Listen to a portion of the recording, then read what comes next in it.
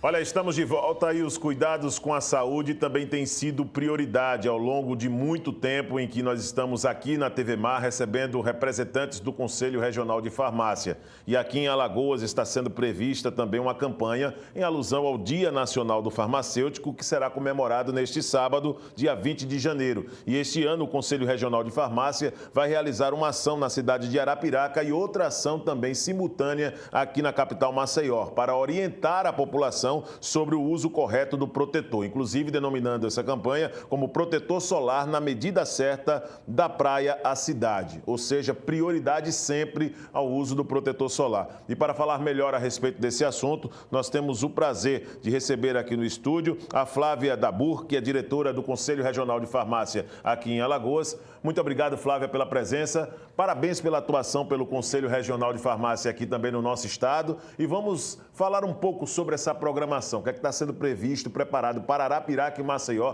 para este final de semana. Bom dia para você mais uma vez. Bom dia a todos também, obrigado pela oportunidade. Nós já, na verdade, realizamos já no final de semana passado, né, teve uma palestra em Maceió, teve uma ação segunda-feira passada em Arapiraca. Aí, nesse sábado, haverá também uma outra palestra, um outro palestrante diferente. Maravilha. Né, aqui em Maceió. E no domingo, na Orla, né, na parte fechada da Orla, haverá uma ação em alusão ao Dia do Farmacêutico e exatamente sobre essa temática do uso racional do protetor solar, né, enfatizando aí a importância do uso do protetor solar ao longo de todos os dias, né, diariamente, não só quando a gente se expõe à piscina, mar, e principalmente a parte correta, né? Ou seja, como utilizar, orientações de reaplicação, porque afinal de contas estamos aqui numa região, né? O Nordeste e o Norte do país é uma região de uma incidência muito alta de radiação UV, ultravioleta, infravermelho e, obviamente, luz solar também, luz visível. O que dá para perceber, então, que existe uma preocupação do Conselho Regional de Farmácia em transformar o protetor solar também como item indispensável no dia a dia para a população. É isso, Flávio? A ideia é essa, né? Porque muita gente sabe que as pessoas utilizam, muitas pessoas ainda pensam, ele já é necessário como EPI, que é equipamento de proteção individual. Então, o pessoal que trabalha exposto ao sol, eles recebem. Então, isso é já um grande ganho, né? Mas, de uma forma geral, muitas vezes as pessoas não sabem como utilizar ou não sabe escolher o protetor solar. Isso. Né? Então, isso é uma coisa muito importante. Existem outros profissionais que podem orientar, mas o farmacêutico, né, dentro da formação do farmacêutico, a gente tem disciplinas na área de cosméticos, na área de como preparar os cosméticos, e a gente enfatiza bastante essa parte do uso racional, né? O uso racional é quando você utiliza da melhor forma possível, para você ter o melhor benefício do produto. Agora, quando se fala dessa questão do uso apropriado, eu entendo que existem profissionais, mas o farmacêutico, ele também sabe o que existe de bom no mercado, né, para poder oferecer aquilo que também pode ser adaptado ou talvez, por exemplo, orientar as pessoas da maneira melhor possível. O que é que você poderia falar, Flávio, a respeito dessa quantidade que se aplica muitas vezes e principalmente, né, dos produtos que hoje se encontram no mercado à disposição de qualquer pessoa? Qualquer fator serve, qualquer fator resolve a vida das pessoas, garante aquela proteção por quanto tempo, essas coisas. Isso é uma excelente pergunta, né, que realmente é uma grande dúvida. Inclusive, só um adendo, a gente, na ação, a gente vai entregar uns panfletos em relação à parte de câncer de pele. E junto a esse panfleto tem um cartãozinho com um QR Code que as pessoas que tiverem interesse, ela pode ler e vai baixar um livro digital, que é exatamente com essa parte de perguntas e respostas. Maravilha. Né? Bem instrutivo e bem didático, né? Exatamente tirando todas as dúvidas aí. Então, respondendo a sua pergunta, em relação à parte da aplicação, algumas orientações gerais. A primeira delas, obviamente, vai depender do tipo de pele, do tom de pele da pessoa, né? Existem categorizações aí, fototipo, a gente chama de 1 a 6. Independente do fototipo de pele que essa pessoa tenha, é importante o uso do protetor. É lógico que pessoas fototipo 1 e 2, que são as mais claras, que normalmente não bronzeiam, é interessante utilizarem fatores mais altos. Tá? Normalmente recomendados acima de 50, FPS 50, fator de proteção solar 50. As que têm fototipo, por exemplo, 4, 5 e 6, que são os tons mais escuros, independente escuro, ela tem sim uma proteção maior do que as pessoas de fototipo 1 e 2, só que também é interessante utilizar o fotoprotetor. Pode utilizar, por exemplo, um FPS 30. Entendo. O FPS está relacionado somente à radiação UVB. A gente também precisa da proteção com UVA e da luz visível. Né? Isso aqui é luz visível. A luz visível a gente consegue proteger, isso é uma dúvida que as pessoas têm, mais com esses protetores base, que normalmente as mulheres gostam mais de usar mais do que os homens. Por conta da maquiagem, a gente acaba usando, né? Eu, inclusive, eu prefiro usar isso com base. Então, ele protege mais contra a luz visível o que tem base, que tem cor, né? Mas todos os protetores, há 10 anos, teve uma renovação na legislação, eles também têm proteção, eles sempre tinham, mas agora eles têm que comprovar a proteção UVA. Entendo, né? Muito importante isso. Outra coisa é a quantidade de aplicação. Normalmente, o que a gente sugere? Uma colherzinha de chá, para quem não sabe o que é colher de chá, pode ser uma moedinha de R$1, mais ou menos aquela quantidade, tá? Para o rosto. Rosto e pescoço e colo aqui. É uma quantidade grande? Sim. A questão é, quando se fazem os testes nesses produtos para liberar para o mercado, quando a indústria manda e elas mandam fazer teste em outras empresas, existe uma quantidade que é testada. Se você utilizar menos do que essa quantidade que é testada, você não tem o efeito que está no rótulo. E isso eu acho que é um dos maiores pecados, entre aspas, que as pessoas acabam cometendo, porque a pessoa não sabe. Então, ela aplica só um pouquinho, o produto não é muito barato, ela quer economizar, né, assim, naturalmente, e aplica só um pouco. Então, o ideal é aplicar uma quantidade realmente generosa, tá? Para que você tenha o efeito daquele fator de proteção solar que você comprou. Isso é muito importante, essas observações que a Flávia Dabur está colocando aqui, ela que assume o papel como diretora do Conselho Regional de Farmácia, sobre essas ações, principalmente relacionadas ao uso e à importância também de protetor solar em todos os momentos, não só na praia, na piscina, mas no dia a dia. Você falou em tecnologia, importante isso porque estamos vendo no mercado, né, tem muitas maquiagens que são já oferecidas com esse grau de proteção solar, né? Isso. E dos mais diversos também modos. Homem pode usar, mulher pode usar, mas para um cara exagerado assim como eu, que geralmente chega na farmácia e diz o seguinte, eu quero um protetor solar fator 80 logo para poder ficar garantido. Quem pensa dessa forma em comprar um protetor solar com esse fator maior, fica também mais protegido ou precisamos conhecer tecnicamente um pouquinho mais também sobre essa situação? As perguntas estão excelentes, é bem por aí mesmo. Na verdade, o máximo permitido pela legislação, tá? É de fator de proteção solar 99.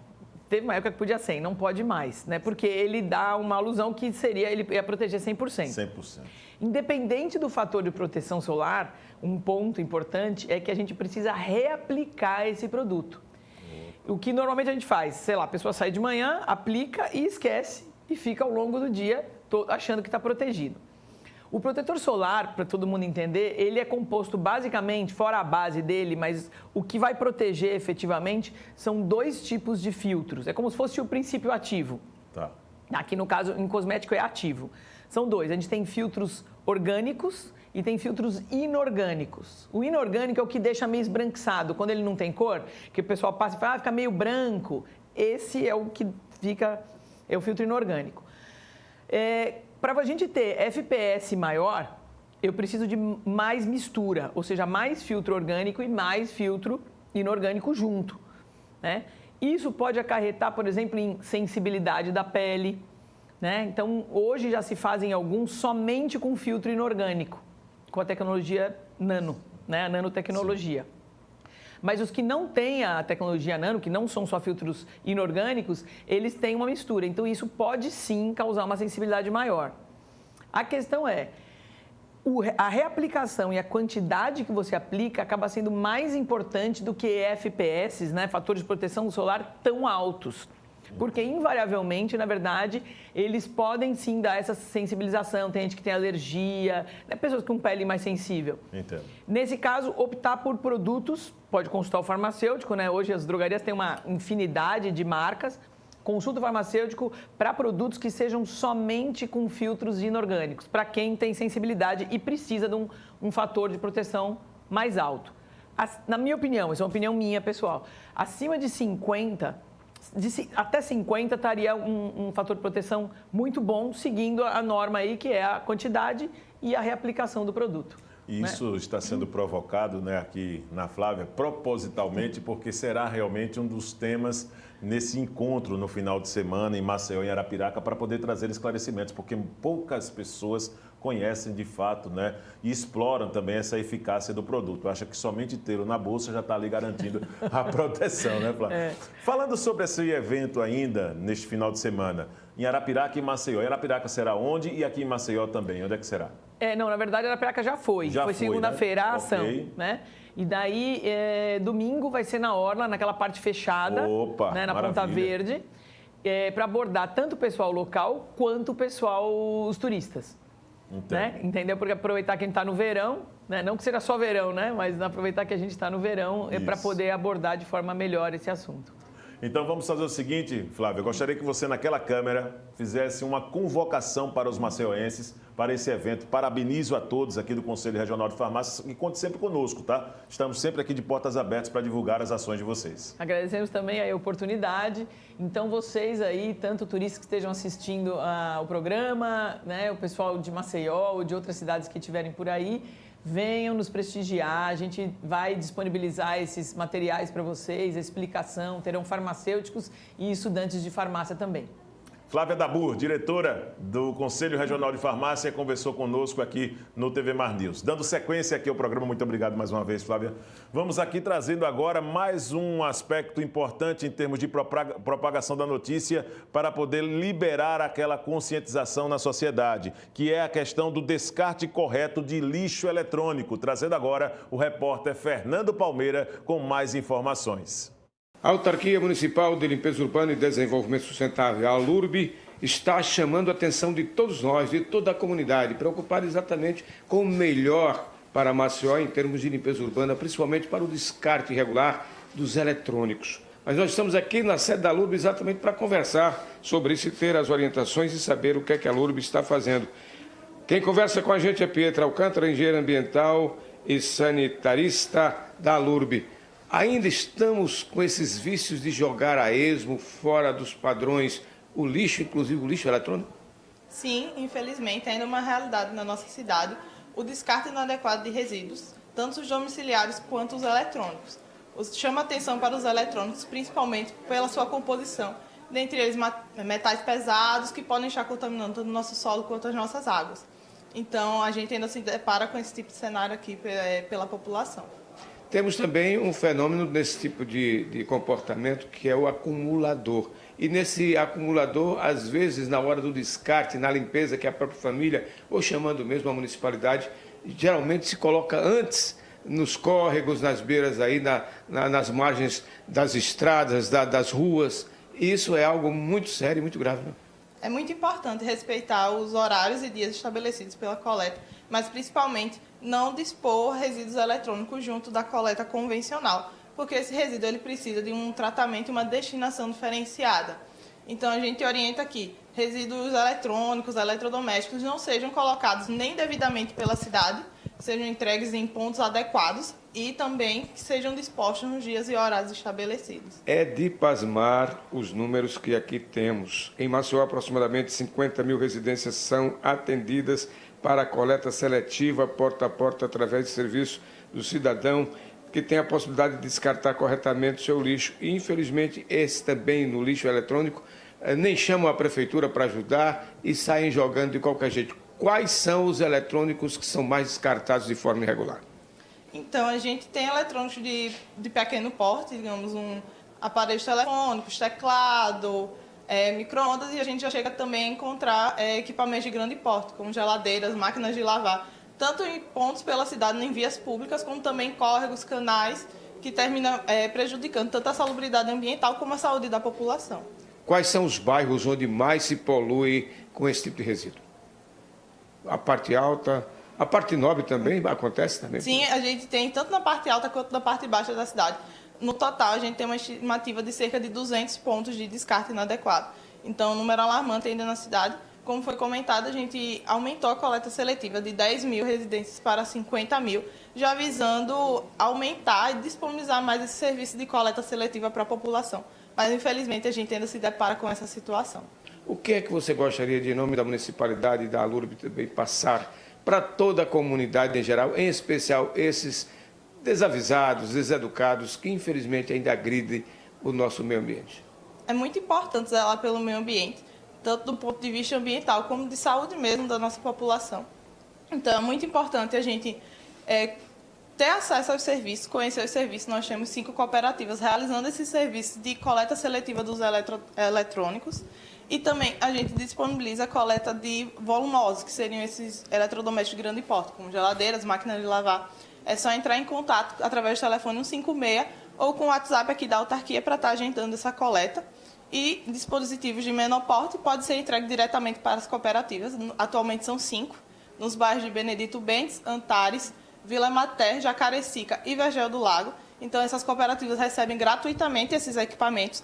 Ou, caso você queira que seja recolhido na sua residência, pode entrar em contato com a gente para estar agendando.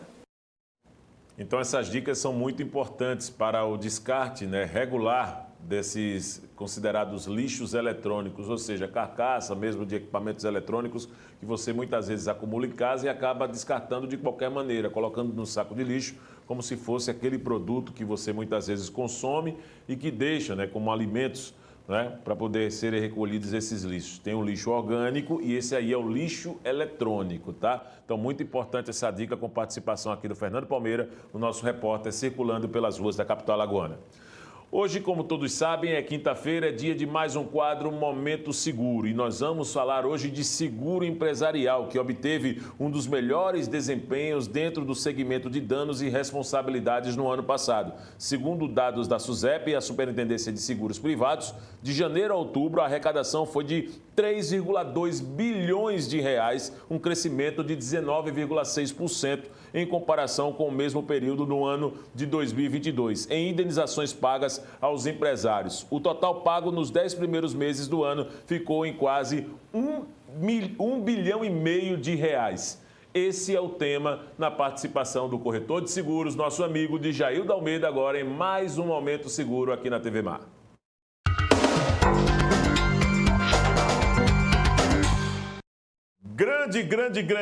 Grande, Djaildo. Como é que tá? Tudo bem, meu amigo? Bom dia, meu amigo Videllan. Bom dia, meu amigo Olhos Azuis. Ótimo. Antes que você brinque comigo, eu vou brincando com você. Pois é, então é porque ninguém sabe que você é os olhos azuis, né? Não, A realidade sabe. é você. Isso é uma piada interna, mas lá no Instagram nós vamos explicar. Djaildo, vamos falar sobre o seguro empresarial. Ele garante a sustentabilidade do negócio, de qualquer negócio. O que é o seguro empresarial inicialmente? Bom, na realidade, quando a gente fala em seguro empresarial, a gente fala primeiro em garantir o patrimônio do empresário. Então, a gente fala de uma forma geral a empresa e algumas coberturas agregadas como lucro cessante, como danos elétricos, vendaval, granizo, responsabilidade civil empregador ou responsabilidade civil operacional. Aquele cara que tem a garagem, o edifício garagem pode incluir a responsabilidade civil garagista. Então, dentro do seguro, eu tenho uma apólice que posso garantir várias coberturas, evitando que o segurado ele tenha aquela perda financeira, né? Então, quando a gente fala em empresa, a gente fala em planejamento anual, e dentro do planejamento anual eu tenho que incluir o meu investimento, que não é custo, do seguro empresarial. Entendi. E assim, o mais importante é que a gente vê que está havendo um crescimento, e aí eu faço um adendo na sua observação da sua entrada, que houve um crescimento de prêmio de mais de 3 bilhões de reais, em contrapartida foram indenizados mais de 1 bilhão de reais. Entendi. Então, a importância do seguro para a sociedade brasileira é que ela arrecada, mas em contrapartida ela devolve a grana circula, né, Dija? Ele circula em forma de indenizações. Entendo. Então as pessoas não ficam a ver navios, né? Então eu tenho aquela garantia que na hora que eu precisar do seguro eu vou ter respaldo de valores para poder dar continuidade à minha vida empresarial. Muito importante essa analogia do que você faz, né? Porque deixa muito claro para a gente que é uma comunidade em que além de você estar se ajudando, mas que pode ajudar os outros também, né? As pessoas que precisam. Com certeza. Considerando essa projeção, Jaildo, de crescimento do seguro empresarial para o ano, isso demonstra que os empresários estão mais conscientes da importância de incluir seguro nos seus planejamentos com maior percepção sobre os riscos também, Jaildo? A ideia é justamente essa, Videlão. Eu espero que sim, porque a gente vê um crescimento a nível de prêmio, mas a gente deveria ter um aumento mais expressivo, porque o que é que está acontecendo? A gente está tendo aí eventos climáticos, muita mudança no clima que afeta diretamente a todos nós. Então, a gente tem aí alagamentos por conta de chuva, a gente teve em Alagoas granizo, que a última vez que se tem história foi há 40 anos, né? Então, aquela chuva de granizo pode danificar um telhado, né? ou danificar a estrutura de uma empresa. Então, esses eventos climáticos, eles trazem algum prejuízo para aquela empresa ou aquele microempreendedor. Entendo. Então, eu entendo que por conta desses eventos climáticos, os empresários estão se preparando mais, investindo mais em seguro. Mas ainda falta muito para a gente chegar numa penetração maior do mercado. Porque quando a gente vem para o Nordeste, o número de empresas que têm seguro é um número pequeno, não é um número grande.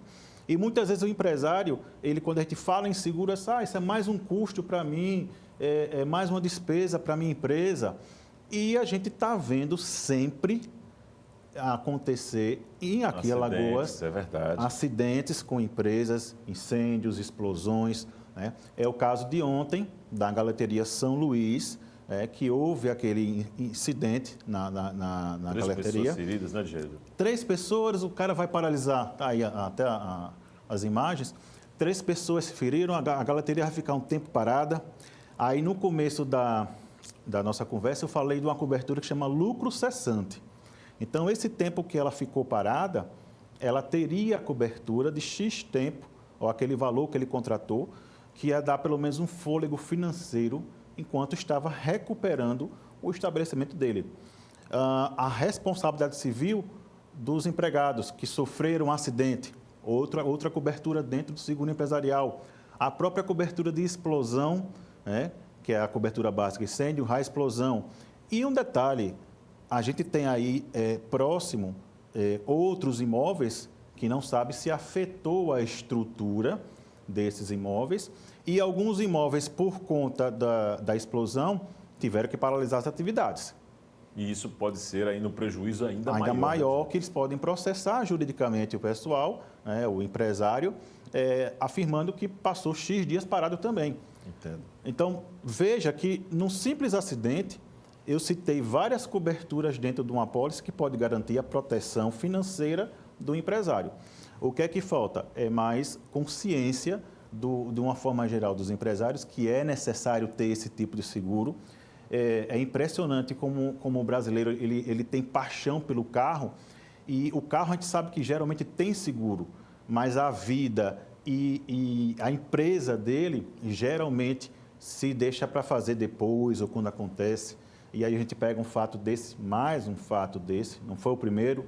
A gente teve ano passado supermercado, depósito. Então a gente está sempre trazendo para vocês aqui essas informações, sempre em primeira mão, para alertar ao empresário, ao pequeno, ao médio empresário, ao grande empresário, que é necessário ter um seguro desse. Tem um preço médio para que um empresário possa ter o seu negócio protegido, Jaildo? Qual o valor mínimo, por exemplo, numa situação como essa? Viderlan, quando a gente fala que uma empresa dessa ela pode estar garantindo o patrimônio dela com um prêmio médio, um preço médio de R$200 por mês, tá? R$250 por mês, não é um custo alto para uma empresa dessa. Com certeza. Né? Você garantindo a proteção. Agora, um seguro bem feito, porque ainda tem um detalhe. Muitas vezes a gente vai fazer um seguro, o cliente diz, não, bote isso menos, não precisa disso. E o corretor está vendo, analisando aquele risco ali.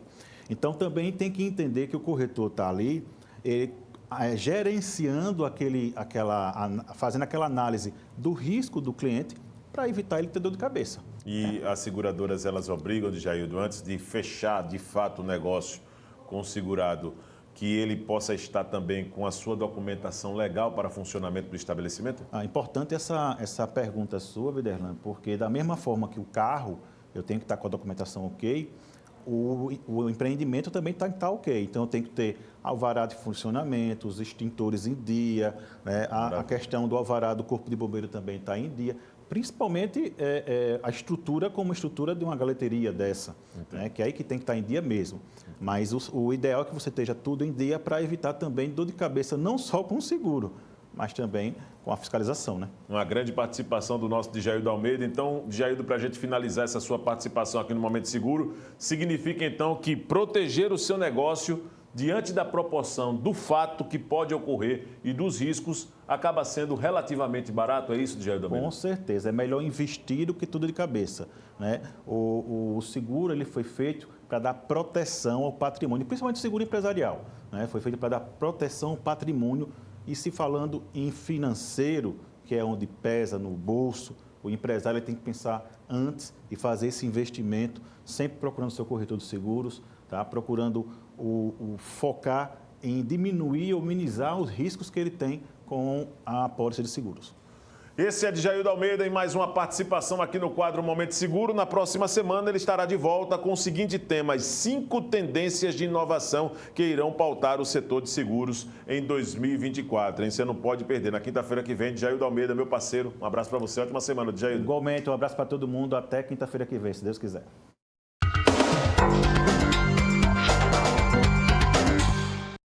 E depois da participação dos nossos olhos azuis, de Djaildo Almeida, nós vamos a um rápido intervalo e daqui a pouco estaremos aqui no último bloco do TV Mar News com mais informação. Continue conosco, voltamos já.